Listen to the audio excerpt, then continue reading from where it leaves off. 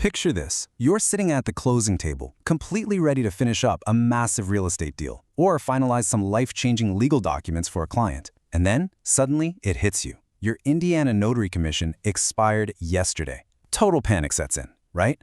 The deal stalls out. Your credibility takes a major hit because your active Indiana Notary commission isn't just some piece of paper. It's literally the foundation of your professional capabilities and the income opportunities it protects. Well, today, in this explainer, we're going to make sure that scenario never happens to you. So let me ask you a critical question, and it's one you really need to think about. What actually happens if your commission expires and you completely miss the state's deadlines? Well, the reality is pretty harsh. In Indiana, there are 0 automatic renewals. None. If you let that expiration date pass by even one single day, your commission is permanently expired. You immediately lose all authority to notarize documents. But it gets worse. To get back into business, you have to start completely over from scratch. We're talking about paying all the higher initial applicant fees, taking the full new applicant courses, and completely halting your career while you wait for the state to process a brand new application. We definitely want to avoid that at all costs. Okay, let's dive into this. Here is our roadmap. 1. Why renewal matters. 2. Eligibility and documentation. 3. Steps to renew. 4. Fees and continuing education. 5. Tips and troubleshooting. And finally, 6. Conclusion and next steps. Section 1. Why renewal matters. The critical countdown. So every Indiana Notary commission lasts for exactly 8 years, minus 1 day. Right at 90 days before your expiration date, the state officially opens up your renewal window. Now, you really want to pay special attention to that 60-day mark. The state highly recommends that you submit your renewal application at least 60 days out. This buffer is absolutely essential because it guarantees the state actually has time to process your application and, just as importantly, gives you time to order and receive your new physical stamp. You want a seamless transition so there is 0 lapse in your ability to perform notarial acts. Section 2.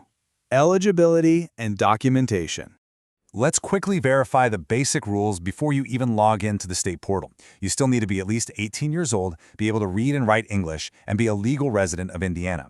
Now, if you aren't a resident, you can actually still renew if you are primarily employed in Indiana. But note that special requirement at the bottom there. Out-of-state residents have to provide proof of employment on official company letterhead. Furthermore, you cannot have any disqualifying criminal convictions. Basically, that means no sentences exceeding 6 months and absolutely no civil rulings or convictions involving fraud, deceit, or dishonesty. All right, the crucial point here is compiling your digital paperwork before you even start your application. You're going to need these 3 specific items saved to your computer. First, a signed $25,000 surety bond covering your new 8-year term. And remember, this bond protects the public from your mistakes. It doesn't protect you. Second, your digital signature sample, which absolutely must match the name on your application perfectly.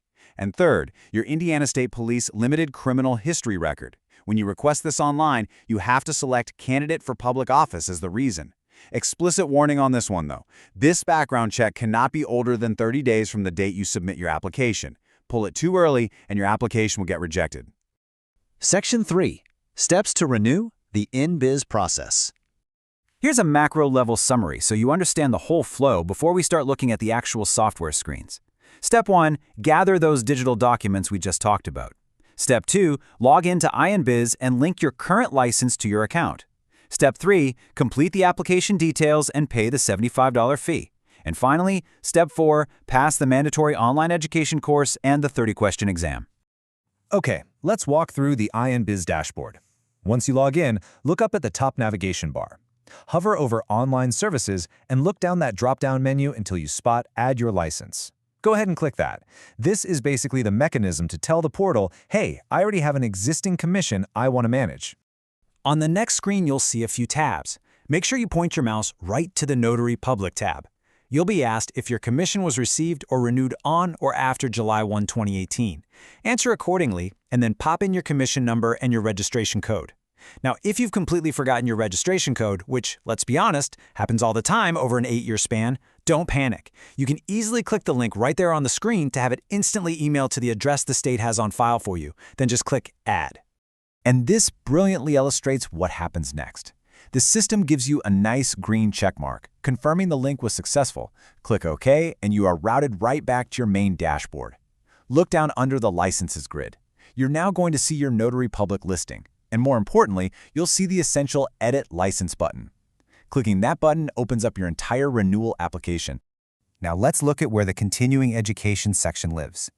In that exact same Edit Your License menu we just saw, you'll also see the section for continuing education. You have to click Access Notary Education to launch your mandatory training modules and your exam. It's a self-paced course, and you're going to need an 80% to pass the 30-question exam. The Secretary of State is automatically notified when you finish, but always allow one business day for it to officially reflect on your record. Section 4. Fees and Continuing Education. Let's break down these non-refundable costs really clearly, so there are no bureaucratic surprises.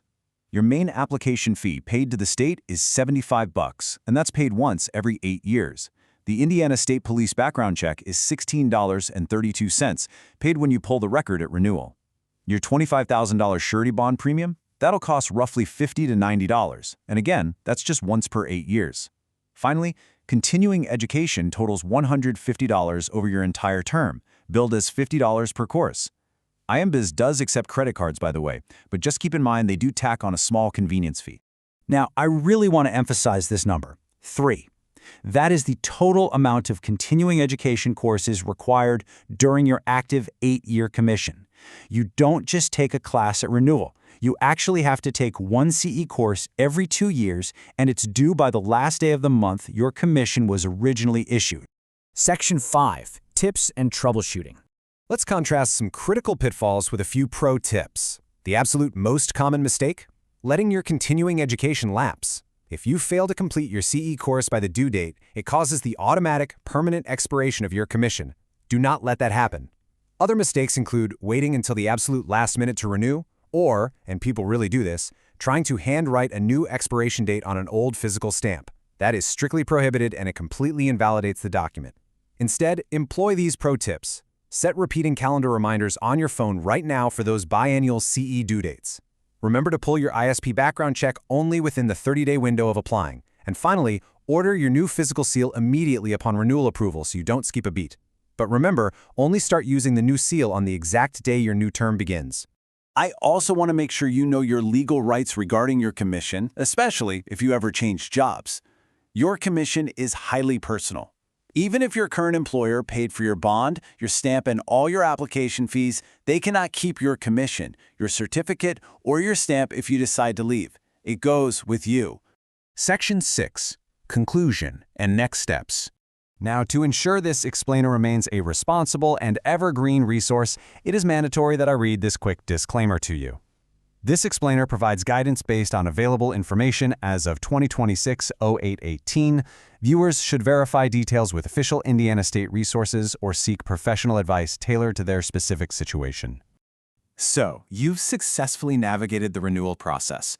What's next? Well, are you ready to expand your services by becoming an Indiana Remote Online Notary, also known as a RON?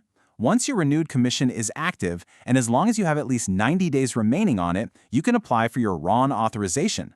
It involves a $100 fee, a specific training course, and an exam through IMBiz. It's a phenomenal way to leverage your freshly renewed commission, expand your digital business, and serve clients remotely. Thank you so much for joining me on this explainer today. Stay compliant, keep learning, and as always, happy notarizing.